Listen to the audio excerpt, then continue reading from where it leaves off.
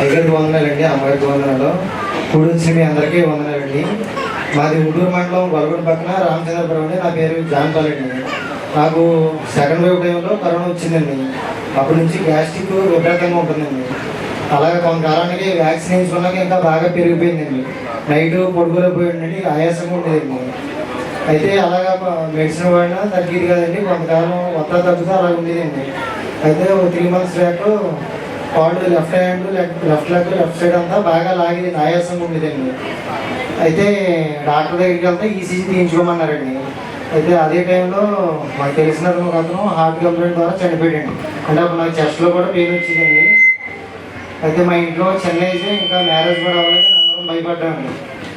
అయితే కంప్లీట్గా మా అమ్మగారు అప్పటికి అక్కడికి వారాలు తిరుగుతున్నారండి. ఆవిడకి బలహీనత ఉండడం వల్ల కంప్లీట్గా స్వస్థత వచ్చి నార్మల్ రిపోర్ట్ వస్తే సాక్ష్యం చెప్పుకుంటా అనుకున్నానండి. అయితే నార్మల్ రిపోర్ట్ ఈసీజీ తీసుకున్నామండి, నార్మల్ రిపోర్ట్ వచ్చిందండి. అయితే సాక్ష్యం చెప్పడానికి నేను అశ్రద్ధ చేస్తానండి కొంతకాలం. అయితే అలాగా రోజులు గడిచాక మళ్ళీ అప్పుడు అనుకున్న దాని మీద ఇంకా ఎక్కువ స్టార్ట్ అయిపోయిందండి. అలాగా లెఫ్ట్ హ్యాండ్ లెఫ్ట్ లెగ్ లాగడం, హార్ట్లో పెయిన్ రావడం బాగా ఎక్కువైపోయిందండి. అయితే ఈసీజీ తీయించుకుంటే కొంచెం డిఫరెంట్గా వచ్చిందని స్కానింగ్ చెప్పారండి. స్కానింగ్లో నార్మల్ రిపోర్ట్ వస్తే సాక్ష్యం చెప్పుకుంటాను అనుకున్నానండి. అంతా నార్మల్గా వచ్చిందండి. అంత ముందున్న గ్యాస్ బలహీనత కూడా చాలా వరకు తగ్గిందండి. అయితే అయ్యగారికి ఇక్కడ ప్రార్థన చేయించుకుంటే దురాత్మ ముందు లోపలని ప్రవచనం చెప్పి ఆయన దురాత్మ వెళ్ళగొట్టి 7 వారాలు తిరగంటే కంప్లీట్గా స్వస్థ వస్తాయి అన్నారండి.